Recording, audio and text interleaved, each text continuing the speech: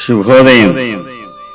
ప్రియమిత్రులారా, ఈ ఉదయకాల దైవధ్యానమునకు స్వాగతం పలుకుతూ ఉన్నాను. దేవుని పరిశుద్ధ వాక్య భాగంలో నుండి మార్కు సువార్త 10వ అధ్యాయము 51వ వచనాన్ని చదువుకుని దేవుని వాక్యాన్ని ధ్యానము చేద్దాం. యేసు, నేను నీకేమి చేయగోరుచున్నావని వానినడగగా, ఆ గుడ్డివాడు, బోధకుడా, నాకు దృష్టి కలుగజేయమని ఆయనతో అనెను. దేవుడి పరిశుద్ధ వాక్య భాగమును మన వినికిడిలో ఆశీర్వదించునుగాక. ఆమేన్. ప్రియమిత్రులారా, ప్రభు యొద్ద నుండి జవాబు పొందాలి, ప్రభు నా ప్రార్థన వినాలి అని ఆశపడేవారు ఈ భర్తిమై చేసిన ప్రార్థన కూడా మనం చేయడం నేర్చుకోవాలి. యెరికోలో ఈ భర్తిమై అనే అంధుడు భిక్షాటన చేస్తూ జీవనాన్ని చేస్తూ ఉన్నాడు. బ్రతకడానికి వేరే దారి లేదు. జీవితంలో అంతా శూన్యమైపోయిన పరిస్థితి. తనను తాను నిందించుకుంటూ జీవితం అంతా గడపడం కంటే తన సమస్యకు పరిష్కార మార్గం ఏదైనా ఉందా అని వెతకడం ప్రారంభించాడు. ఇంతలో చక్కని శుభవార్త తనకు వినబడింది.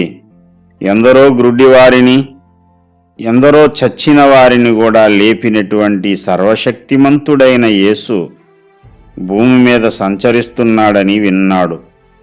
వినడమే కాదు, కన్నులున్నాయని చెప్పుకుంటూ శాస్త్ర విజ్ఞానము ఎరిగిన వారమని చెప్పుకుంటున్న శాస్త్రులు పరిసయ్యులకు తెలియని సంగతులను కూడా అంధుడైన ఈ భర్తిమై తెలుసుకోగలిగాడు.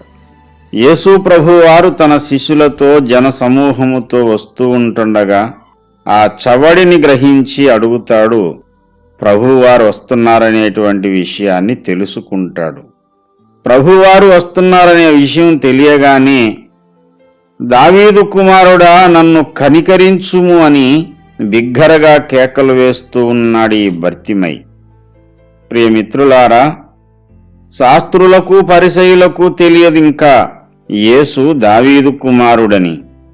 ఆయనను వడ్లవాని కుమారుడంటూ ఆయనను అపహాస్యం చేస్తూ ఉన్నారే గాని ఆయన ఎవరో, ఆయన శక్తి ఏమిటో వారెవరికీ తెలియదు.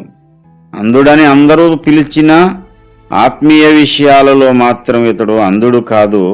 ప్రభు యొక్క శక్తిని గ్రహించగలిగాడు. ఆయన దావీదు కుమారుడని గుర్తించాడు. మత్తయి సువార్త 1వ అధ్యాయము 1వ వచనంలో కూడా అబ్రహాము కుమారుడైన దావీదు కుమారుడైన యేసుక్రీస్తు వంశావళి అని రాయబడింది గదు. అవును, ఇంతటి సత్యాన్ని ఈ గ్రుడ్డివాడు గ్రహించగలిగాడు. ప్రభుని పిలుస్తున్నాడు. ఊరుకో, కేకలు వేయొద్దు అంటూ ముందు నడుచుచున్న వారనేకులు అతన్ని ఆటంకపరచజూశారు. ఎవరెన్ని ఆటంకాలు, అభ్యంతరాలు తీసుకుని వచ్చినా ఈ భర్తిమై మాత్రం కేకలు వేయడం మానలేదు. ఎంతగా కేకలు వేశాడు అంటే, ప్రభు పాదాలు కట్టివేసినట్టుగా, ప్రభు పాదాలు ఆగిపోయే విధంగా ఇతడు కేకలు వేస్తూ ప్రార్థన చేస్తూ ఉన్నాడు. ప్రియమిత్రులారా, దేవుని యొద్ద నుండి జవాబు వచ్చేలా ప్రార్థించాలి అంటే ప్రార్థించడానికి పూనుకున్న నిన్ను ఆటంకపరిచే వ్యక్తులు, శక్తులు అనేకమైనవి ఉంటాయి. ఎన్ని శక్తులు, ఎంతమంది వ్యక్తులు నిన్ను ఆటంకపరిచినా దీక్షతో ప్రభు నిలిచిపోయే వరకు, ప్రభు వచ్చి నీకు సహాయం చేసే వరకు నీ ప్రార్థన ఆపవద్దు. ఎంత చక్కని మాట! నేను నీకు ఏమి చేయగోరుచున్నావు అని ప్రభువే అడిగారు. ఆ గ్రుడ్డివాడు సూటిగా చెబుతున్నాడు, బోధకుడా, నాకు దృష్టి కలుగజేయమని ఆయనతో అనెను. నీ సమస్యను ప్రభు దగ్గర ఏమాత్రము దాపరికము లేకుండా సూటిగా తేటగా చెప్పడం నేర్చుకో. ప్రభువా, నా సమస్య ఇది అని నీవు ఆయన ముందు నీ సమస్యను విన్నవించుకుంటే దానికి తగిన పరిష్కారం ఆయన దగ్గరుంది.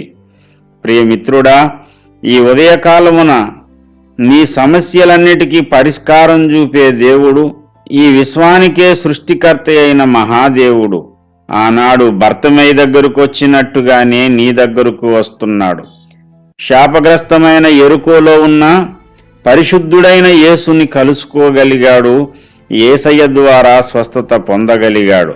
శాపగ్రస్తమైన ఈ భూమి మీద పరిశుద్ధుడైన యేసుపై విశ్వాసముంచి పట్టుదలతో ప్రార్థన చెయ్యి, విజయము నీ సొంతమవుతుంది. ఆనాడు భర్తమైని కనికరించిన దేవుడు నిన్ను కూడా ఈ ఉదయకాలం కనుకరించునుగాక, తన కృపను నీ మీద కుమ్మరించునుగాక. దేవుడి మాటలు మన వినికిడిలో ఆశీర్వదించునుగాక. ఆమేన్.